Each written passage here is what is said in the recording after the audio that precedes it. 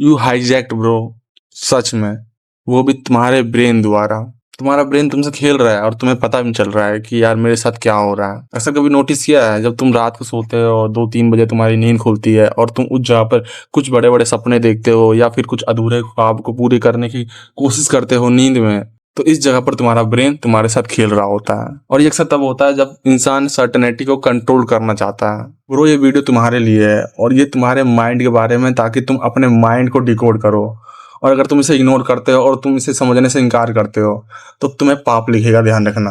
अब कौन सी कॉपी में पाप लिखेगा, तुम उसे मिटाते रहना। तो चलो शुरू करते हैं। कितने लोग हैं जिनके लाइफ में कुछ ऐसे सेलिब्रिटीज होंगे, कोई ऐसे इन्फ्लुएंसर होंगे या फिर कोई ऐसा इंसान होगा जिसकी तरह वो बनना चाहते होंगे। तो इस जगह पर जब तुम उसकी लाइफ को नोटिस करते हो, ऑब्जर्व करते हो, तो एक मिस्टेक हम इंसान करते हैं कि हम भी उसके लाइफ से कनेक्ट हो जाते हैं। मतलब यह एक तरीके से हमारे ब्रेन का मैकेनिज्म ही है कि अगर हम किसी के लाइफ को ऑब्जर्व करते हैं तो हम उसके लाइफ का कोई एक हिस्सा या पार्ट अपने लाइफ से जोड़ने लगते हैं कि यार मैं भी तो सेम टू सेम उसी जैसी लाइफ जी रहा हूँ। अगर इसकी आगे की लाइफ ऐसी जा रही थी तो मेरी भी तो ऐसी जा रही है। ये उस टाइम पे बहुत लोनलीनेस फील करता था तो मैं भी करता हूँ। इसको कोई भी वैलिडेशन नहीं मिलता था तो मुझे भी नहीं मिलता है। तो धीरे धीरे तुम पता क्या करते हो, उस इंसान से कनेक्ट होने लगते हो। और एक टाइम ऐसा आता है जहां पर तुम्हें ऐसा विश्वास हो जाता है कि यार अब अगर मैं इसकी जैसी लाइफ जी रहा हूं तो 100% मेरी लाइफ इसके उम्र में इसके जैसी हो जाएगी, जो कि एक बहुत बड़ा मिसअंडरस्टूड कहूँ तो एक इल्यूजन है। क्योंकि तुम जो भी चीजें उनसे रिलेट कर रहे हो, तुम उसमें से वो चीजें अपने लिए मिसिंग कर दे रहे हो जिस पार्ट में वो एक्शन ले रहे थे, जिस पार्ट में वो फेल हो रहे थे, जिस पार्ट में उन्हें बार बार एक ही काम को दोबारा रिपीट करना पड़ रहा था। इसे कहते हैं हम साइकोलॉजी में द रिलेटेबिलिटी ट्रैप। एक एक्सपेरिमेंट हो जाए, चलो एक कॉपी पेन ले लो प्लीज, तुम्हें पता चल जाएगा आज तुम्हारा ब्रेन तुम्हें किस तरीके से ट्रैप करता है। 2 कॉलम बनाओ, कॉलम ए और कॉलम बी।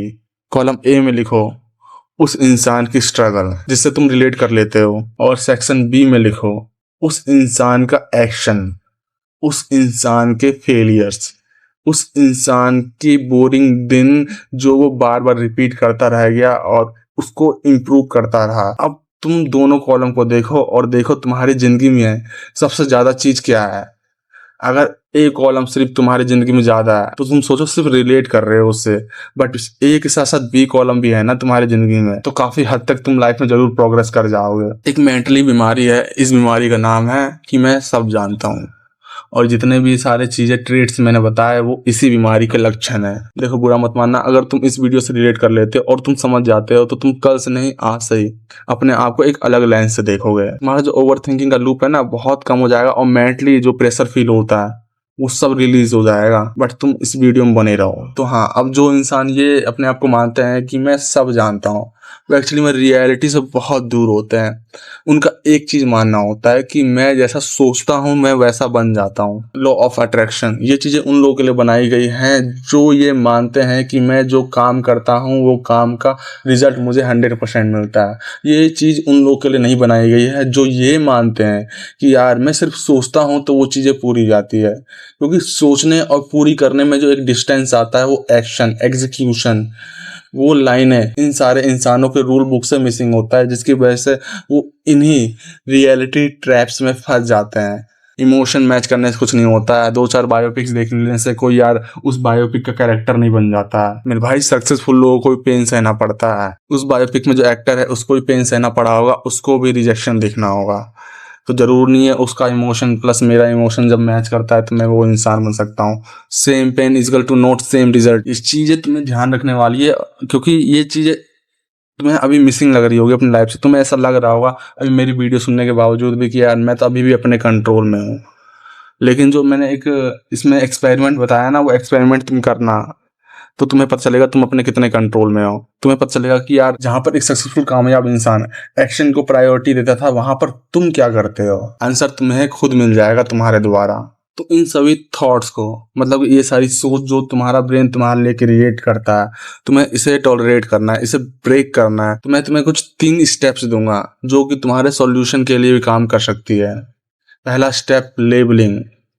कई लोग को जब थॉट्स आते हैं ना, जैसे कि मैंने शुरू में बोला था, रात को थॉट्स आते हैं और इंसान फिर उसका कंक्लूजन नहीं निकाल पाता। बस रीज़न ये होता है कि हम उसे नाम नहीं दे पाते हैं, लेबल नहीं कर पाते हैं। तो यहाँ पर तुम लेबल देना सीखो। जब तुम अपने थॉट्स को लेवल देना सीख जाओगे ना, तुम्हारा जितना भी भाषण है ना, यानी कि जब तुम एक थॉट्स को लेके बैठते हो, उसके बारे में लंबा सोचते रहते हो, वो बस एक लेवल को कहने पे खत्म हो जाएगा। Step 2, the 5 second rule. ये मेल रॉबिन की टेक्निक्स है। इसमें तुम्हें क्या करना है, जब भी ऐसे थॉट्स आए, जब भी तुम बायोपिक देख लो या फिर तुम किसी ऐसे इंसान से रिलेट करो जहां पर तुम्हें लगे अरे यार इसकी ज़िंदगी तो बिल्कुल मेरी जैसे ही है और मैं अब लगता है शक्तिमान बनने वाला हूँ, तो उस जगह तुम्हें रियलिटी से वाकिफ होना है। काउंटडाउन स्टार्ट करना है, 5 4 3 2 1, लेट्स मूव ऑन। यहाँ पर तुम शक्तिमान नहीं बनोगे, बल्कि तुम अपने आप को बिल्ड करने की ओर आगे चले जाओगे। Step 3, journaling. ये मेरा फेवरेट है, सबसे फेवरेट, क्योंकि यार मुझे भी ऐसा एहसास होता है जब बहुत सारे थॉट्स आते हैं ना, जब मैं किसी चीज़ के ऊपर स्टडी करता हूँ तो मेरा ब्रेन यार काफ़ी हद तक बहुत सारी चीज़ें स्टोर नहीं कर पाता है।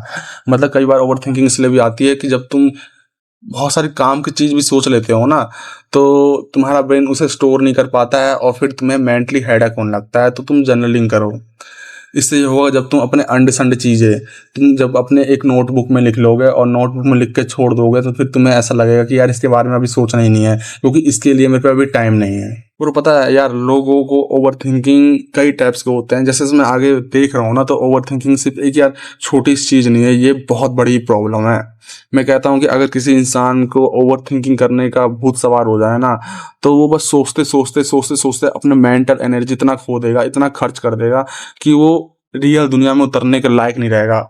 उसके अंदर मतलब इतना दर्द दुख आ जाएगा कि जो ओवर थिंकिंग करते होंगे उन्हें पता चलता होगा कि मेरा हार्ट और मेरा माइंड किस तरीके से मुझे प्रेशर करता रहता है, फटने के लिए पागल होता रहता है। तो बस मैं इतना ये चाहता हूँ कि अगर तुम्हारा ब्रेन तुम्हारे साथ खेल रहा है, तुम ओवर थिंकिंग के शिकार हो चुके हो, या फिर तुम चाहते हो यार कि मेरे को ओवर थिंकिंग ना आए और मैं अपना माइंड को शार्प करूं, तो ये 3 स्टेप जो मैंने बताया उसे फॉलो करना। और जो मैंने बताया आज कि हमारा ब्रेन किस तरीके से हमें अफेक्ट करता है, उसके बारे में थोड़ा सोचना। और जिस दोस्तों को भी ये वीडियो थोड़ी वैल्यू प्रोवाइड करी हो, या फिर उसे लगा हो कि यार ये चीज़ें तो मुझे करनी चाहिए, ये चीज़ों से तो मैं भी एग्री करता हूँ, तो प्लीज़ इस चैनल को सब्सक्राइब करना। और ऐसे इंसान हो तुम्हारे आसपास जो इसी चीज़ का शिकार हो, तो उसे कृपया करके जरूर शेयर करना है, क्योंकि यार तुम्हारा ही फर्ज बनता है कि तुम किसी की ज़िंदगी को बेटर करो।